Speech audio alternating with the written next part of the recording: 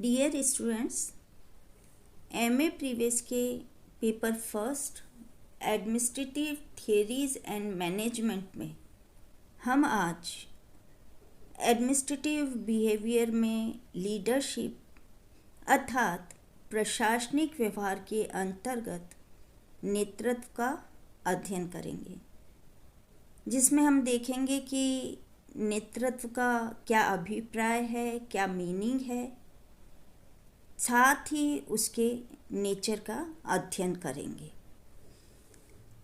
मनुष्य ने जब से समूह में संगठित होकर जीवन यापन करना सीखा, तभी से हम देखें तो नेतृत्व की शुरुआत हुई होगी। यही मानकर चलते हैं कि नेतृत्व की संभवतः शुरुआत जब से व्यक्ति संगठित होकर, ऑर्गेनाइज होकर जीवन यापन करने लगा है। आधुनिक समाजों तथा सरकारों में जहाँ जटिल और विशाल आकार के संगठन कार्यरत हैं, में नेतृत्व की एक महत्वपूर्ण आवश्यकता है, उसकी समस्या के रूप में उभर रहा है। सरकारी और निजी प्रशासन से लेकर सामाजिक पारिवारिक कार्यों तक संगठन या समूह की समस्त गतिविधियां तथा कार्यों को वांछित उद्देश्य की ओर संचालित तथा निर्देशित करने का कार्य नेतृत्व करता है। आज की परिस्थितियों में देखें तो आज भारतीय प्रशासनिक संगठन वास्तव में लीडरशिप का, नेतृत्व का ही संकट है। सार्वजनिक क्षेत्र में लगातार वृद्धि होने के कारण निरंतर प्रसारोन्मुख कल्याणकारी राज्यों के अधीन कई बड़े तथा जटिल संगठन बनते जा रहे हैं, और जो हमारी योजनाओं के कई जो कार्यक्रम हैं, उनका सफल क्रियान्वयन भी अच्छे नेतृत्व पर ही निर्भर है। औद्योगिक तथा विशिष्टीकरण की वृद्धि ने नेतृत्व की प्रॉब्लम को और भी जटिल बना दिया है, नेतृत्व की समस्या को और भी जटिल बना दिया है। नेतृत्व की समस्याओं का असाधारण जो महत्व है, वो प्रशासनिक आकार की वृद्धता, जटिलता, विशिष्टीकरण, सांगठनिक सत्ता, प्राविधिक विकास तथा सामाजिक आवश्यकताओं जैसे तत्वों में क्रांतिकारी वृद्धि के साथ बहुत बढ़ गया है। अतः आज के समय में, वर्तमान समय में प्रबंध के कार्यों को देखें तो आज के समय में प्रबंध का प्रधान तथा प्रमुख कार्य नेतृत्व प्रदान करना, अर्थात संगठन के वांछित उद्देश्यों को प्राप्त करने की दृष्टि से व्यक्तियों के समूहों की क्रियाओं का संचालन, मार्गदर्शन, नियंत्रण तथा समन्वय करना है। लीडरशिप शब्द की बात करें तो लीडरशिप जो शब्द है या लीडर शब्द जो है वह अंग्रेजी शब्द लीड से निर्मित हुआ है, और शाब्दिक अर्थ में नेतृत्व दो शब्दों लीड या लीडर कह सकते हैं तथा शिप से मिलकर बना है। और शब्द कोश के आधार पर ही जो नेतृत्व करना शब्द है, उसका अर्थ दो भिन्न भिन्न प्रकार के भावों के रूप में है। उसका जो अर्थ है एक वो है सर्वोत्तम होना, अग्रणी होना, प्रसिद्ध होना है। और दूसरा जो अर्थ है उसका तात्पर्य है कि दूसरों को मार्ग दिखाना, किसी संगठन का प्रधान बनना और समादेश देना। दूसरा जो शब्द शिप है वह अर्थ रखता है किसी भी स्थिति या परिस्थिति से, अर्थात कह सकते हैं कि लीडरशिप जो है किसी व्यक्ति की वह योग्यता तथा स्थिति है जो दूसरों को मार्ग दिखाने का कार्य करती है। इस प्रकार नेतृत्व का अभिप्राय लें तो नेतृत्व का अभिप्राय किसी व्यक्ति के द्वारा किसी अन्य व्यक्ति या व्यक्तियों के समूह के व्यवहार को एक दी हुई परिस्थिति में अपने इच्छा अनुसार प्रभावित करना है। इस प्रक्रिया को नेतृत्व की संज्ञा दी जाती है। इस प्रकार व्यक्तिगत नेतृत्व तथा प्रबंधकीय नेतृत्व के मध्य हम एक विभाजक रेखा खींच सकते हैं।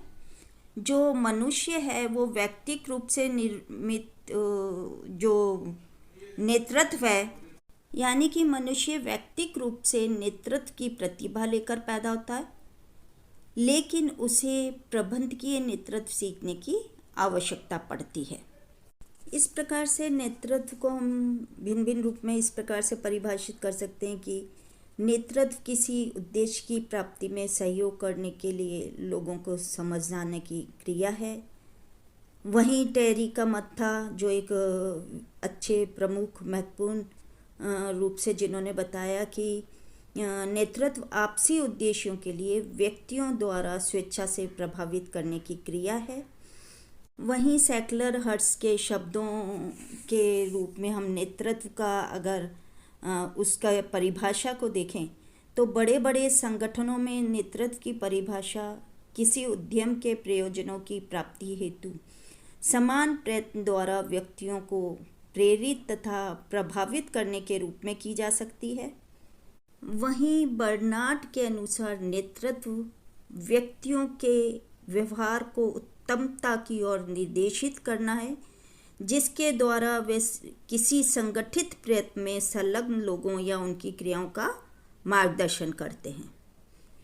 इस प्रकार से कहा जा सकता है कि नेतृत्व एक योग्यता है, परिस्थितिवश या जानबूझकर प्राप्त परिस्थिति एवं भूमिका है, जिसके माध्यम से एक व्यक्ति अपने अनुयायियों या अधीनस्थों को किन्हीं सामान्य उद्देश्य की प्राप्ति हेतु प्रेरित एवं मार्गदर्शित करता है। लीडरशिप अर्थात नेतृत्व जिन बातों पर निर्भर करता है, जिन कारकों पर आधारित है, वो कारक हैं व्यक्ति, अनुयायी, परिस्थिति, उद्देश्य और प्रभावित करने की प्रक्रिया। अधिकतर हम क्या देखते हैं कि अधिकतर जो लीडरशिप है वो हम मान लेते हैं कि ये व्यक्तिगत है। निसंदेह ये दृष्टिकोण महत्वपूर्ण है, लेकिन केवल यही दृष्टिकोण हम पूर्णतः सत्य भी नहीं मान सकते हैं, क्योंकि ये सब कुछ जो अधीनस्थ होते हैं, जो अनुयायी होते हैं, उनके गुणों पर भी निर्भर करता है। हमें ये स्पष्ट होना चाहिए कि नेता जो है वो अपने समूह को प्रभावित करता है, यही सत्य नहीं है, वरन नेता भी, लीडर भी अपने समूह से प्रभावित होता है। और ये पारस्परिक संबंध ही नेतृत्व की मुख्य विशेषता है। ये जो धारा है दोनों ओर से ही प्रभावित होती है और निरंतर प्रवाह हर समय चलता रहता है।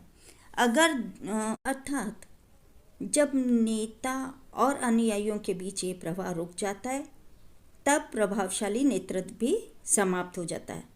इसका तात्पर्य है कि यह हमें स्पष्ट होना चाहिए कि नेता समूह के प्रति क्या करता है, बल्कि यह भी जरूरी है कि समूह नेता के प्रति क्या करता है।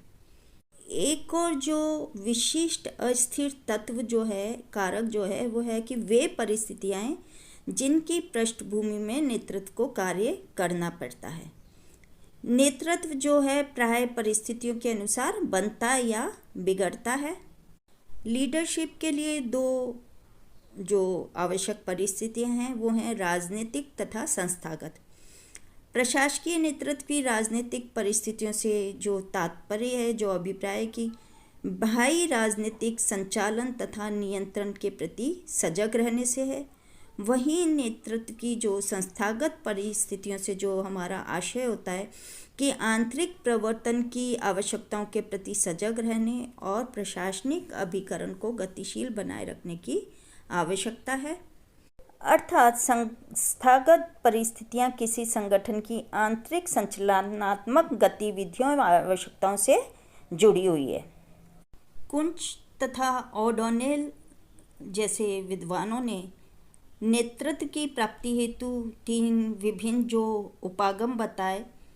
नंबर 1 लक्षणवादी, नंबर 2 स्थितिवादी यानी कि सिचुएशनिस्ट तथा तत्ववादी। जो लक्षणवादी उपागम है, उनके अनुसार लक्षणवादियों ने उद्गमनात्मक पद्धति को अपनाया है, जिसमें योग्य नेता का निरीक्षण करके प्रत्येक के लक्षणों की गणना की गई और उनमें एक समान गुणों को आवश्यक माना गया है और नेतृत्व की शक्ति को नापने के लिए मापदंड के रूप में एक मापक प्रस्तुत किया गया है। अर्थात किसी भी सफल नेता के लिए कुछ आवश्यक गुणों का होना अनिवार्य है, परंतु ये गुण या तो जन्म से या तो प्रशिक्षण कार्यक्रम द्वारा विकसित किए जा सकते हैं। स्थितिवादी उपागम का संबंध नेताओं को ढूंढ निकालने के लिए किसी तरीके को खोज निकालने से है। उनका ये अनुमान है कि कुछ निश्चित गुणात्मक तत्व जैसे भाषण, स्थायित्व तथा अनुलंबन आदि नेताओं में प्रारंभ से ही होना आवश्यक है।